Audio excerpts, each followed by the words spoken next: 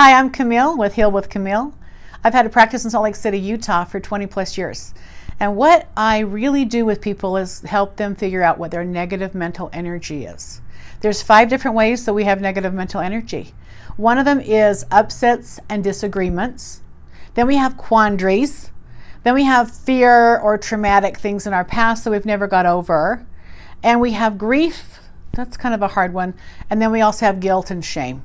So whenever you have these type of negative mental energies, they drain your power in your life. So I want to go through each one of them real quickly with you so you understand kind of how I work and what I do with people. So everybody's got upsets and disagreements. That's just the nature of relationships, right? But what if I told you that you could actually make sure you lived a life that you were not upset? Now, what would that be like? I mean, consider, that we're trained in school how to process through our upsets, right? And the core of every upset, by the way, is a failed expectation.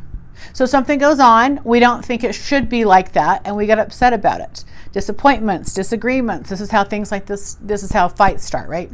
But what people can do is if they stop and pull back and work on what upsets me, why am I getting triggered? You have to know yourself, okay? That's kind of the whole process of life, is figuring yourself out, how you're handling stimulus, how you're handling your triggers. And people, really, to heal, you have to stop and tell the truth about you. But when you can stop and look at what's really upsetting you and work through that, there's usually a pattern to things. Whether it's a betrayal, whether people let you down, whether they didn't keep their promises, something occurred that left you upset. And that pattern started a long time ago. So you will find this same pattern over and over and over in your relationships.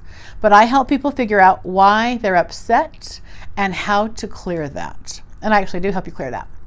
So then that helps all your relationships, by the way, because you're no longer upset. And it's hard to get you upset. See, that's the key, is becoming bulletproof.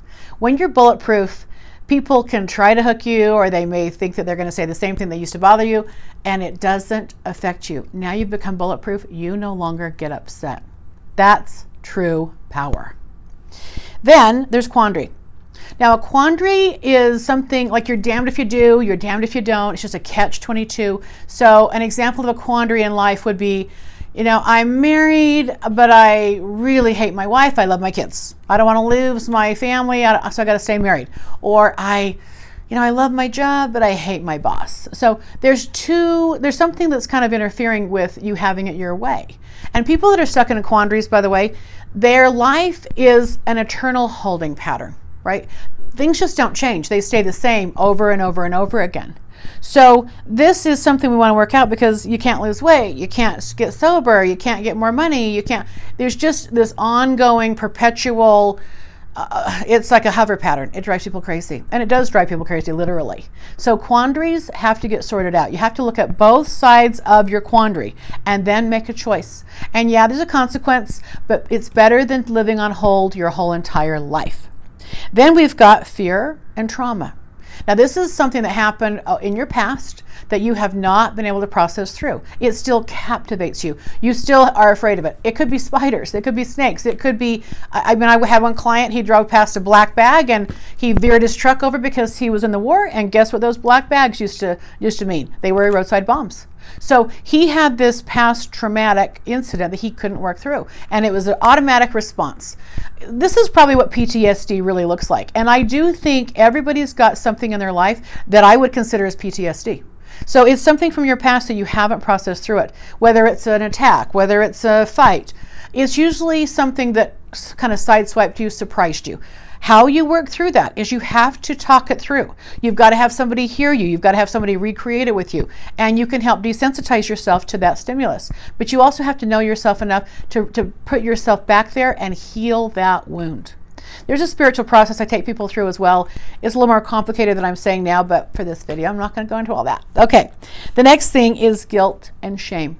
Now, we've all done things we feel guilty about. And if we're raised in religious upbringings, there's always going to be all sorts of kind of guilt. Don't touch yourself and don't look like that and don't look at that. And, there's so many things. So there's either guilt that's imagined guilt, like, oh, my bishop would hate me, or my pastor would get mad at me, or my mom would think that of me, or my dad. Like, we have this imagined kind of guilt, or we really do have something we've done, like we've stole something, or we've hit somebody, or we've harmed someone. And then we have legitimate guilt. So we have to distinguish what kind of guilt people are living with. Is it a made-up guilt, like a shame guilt? They've been shamed into something, like thinking sex is bad, or loving someone else that they shouldn't love is bad. Things like this, or it really is an actual harmful act they should feel guilty about. So I kind of sort through that with people and see where they're stuck with whatever guilt. You know, the interesting thing about guilt is people that feel guilty punish themselves. They create their own kind of self-sabotage. It's crazy to me, but I watch it all the time. And then there's grief. And grief is an interesting negative mental energy.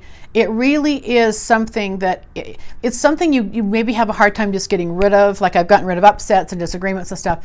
Grief is something that really does take time. But the goal with grief is not to resist it, not to try and stop it or control it. You can't. You really, really can't. You have to allow yourself permission to cry, to miss that person you're grieving so badly. And once you stop fighting it and you love them here or there, you know, the thing about grief is it's usually around someone's death or dying or ending of something.